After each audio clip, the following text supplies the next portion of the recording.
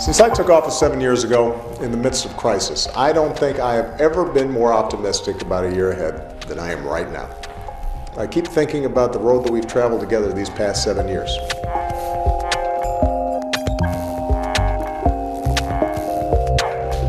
Seven years ago, when Barack Obama took office, the country was at the height of a financial crisis where millions lost their homes and jobs. And abroad, the focus was on ending America's involvement in wars in Iraq and Afghanistan. Today, things look different. The economy is starting to pick up.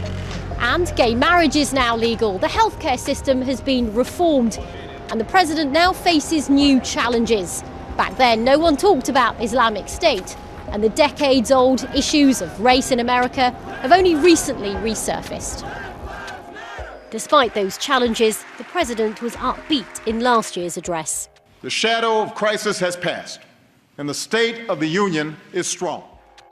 But how strong? Critics point out that the gap between rich and poor has widened, and efforts to bring in a minimum wage have stalled.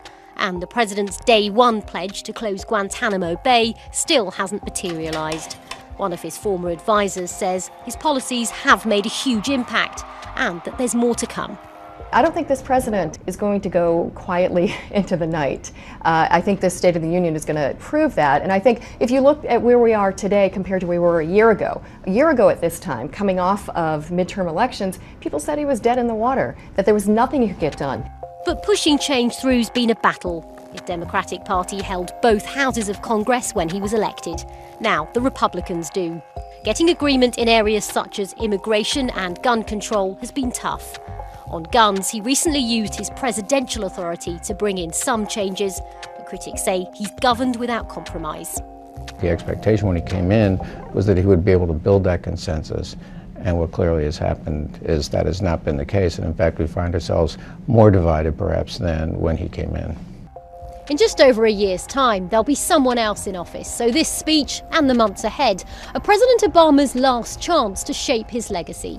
White House officials say this State of the Union won't be a to-do list and will focus on consolidating promises the president's already made.